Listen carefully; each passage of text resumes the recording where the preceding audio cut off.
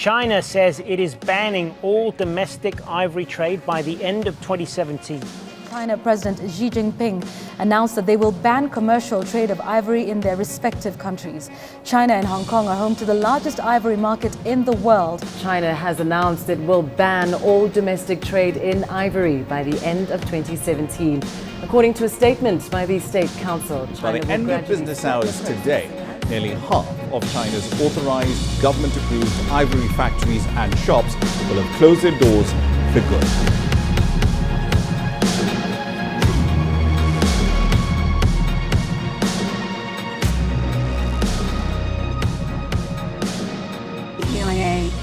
Has been pushing for domestic ivory bans for decades, but it became a reality. I think the first sort of sign that all of the evidence that we'd provided and all of the lobbying and the pressure that we had pushed for came to a head when China actually closed its domestic ivory market. And that was a major coup. And because China at the time was the largest domestic ivory market in the world, it was a major signal that things were beginning to shift. We started this campaign in 2016 when we recognized that there was an urgent need to address the large legal ivory market that we had in the UK. £80,000 and £85,000. £85,000 do you want to bid, sir? Thank you all the same. At £85,000 then, lady in the green dress, going.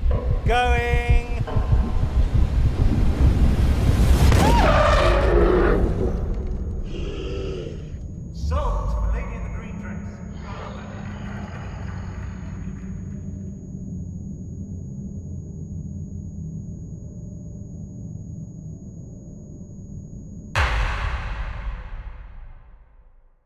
There's widespread evidence that legal domestic ivory markets fuel poaching and ivory trafficking. And in 2016, we led 26 organisations to petition the UK government to close its domestic market.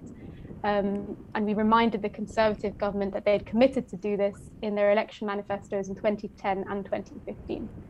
And we helped lobby support amongst the general public to provide comments to a public consultation run by the government in 2017. It became clear, quite shockingly actually, that the UK was now the largest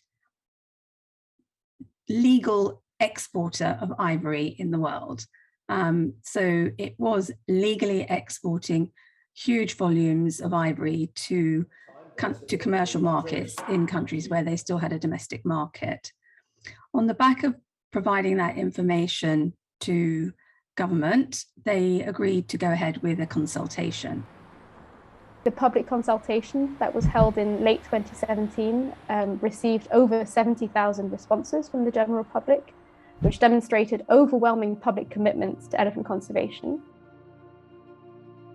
When the government issued its consultation, it was decided pretty quickly by some of the NGOs that it would be good to cooperate rather than everybody put in their own individual responses.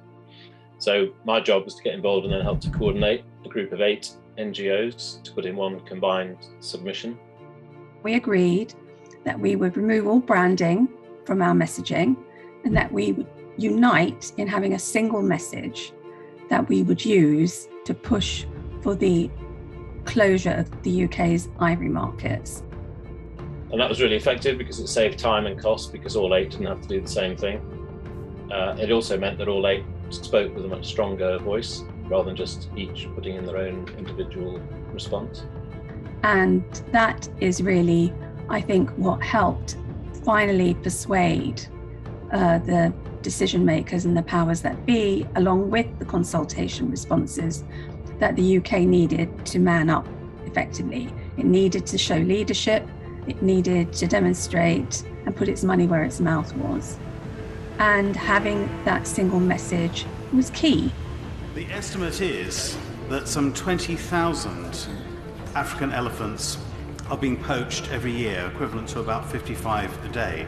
And doesn't that mean that it is important that we pass this legislation as soon as possible. Well, my honourable friend anticipates exactly the point that I wanted to make. It's absolutely critical in appreciating the importance of the African element that we also appreciate the scale of the threat that the species now faces. It was a very quick parliamentary process, which was good. They went through Parliament very rapidly, cross-party support, largely majority support in the House of Lords. That was great. We were able to, working together, achieve something amazing when in December 2018, the Ivory Bill was enacted in Parliament and received royal assent. Unfortunately, in 2019, we experienced a bit of a setback, a temporary setback, when the antiques industry attempted to water down the ban after it had received royal assent. They wanted to continue commodifying elephant ivory, and they mounted a judicial review of the act. We're seeking a declaration that the UK Ivory Act is unlawful under EU law. The trade in pre-1947 worked specimens, which are commonly known as antiques, has long been harmonised under EU law, and the UK didn't actually have the power to depart from that legislation because it's very important that it's harmonised across the EU. So we're seeking a declaration today which unfortunately would render the entire Ivory Act invalid. Save the elephants! Save the elephants!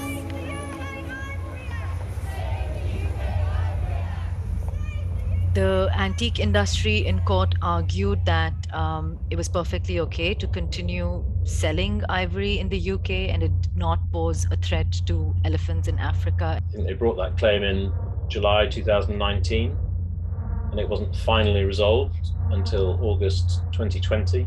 And again, we were able to provide chapter and verse to counter some of the arguments that the trade were making. They lost when they brought the first claim. They then appealed to the Court of Appeal, where they also lost. They then wanted to go to the Supreme Court, but they weren't allowed to do that. And so eventually the claim was dead just over a year after it was brought. We've gone through highs and lows. Every time we thought we'd got there, we were not back. We thought we got there and we were not back. So in a way, it's slightly, it's not the elation you might feel when the decision is made and there's no pushback. It's been described as a world-leading, tough ivory ban, which will hopefully send a message to the likes of the EU and Japan, who still have active ivory markets and have not taken the steps that we'd like them to take. With the worsening biodiversity and climate crisis, it is not every day that we have positive achievements and progress. The fact that we today have a UK ivory law coming into force is significant, but it can't end here. This is where the work starts. The more countries we can persuade to close their markets and to speak openly about it and to actually implement the closure, the more likely we are to ensure future security for elephants in the wild.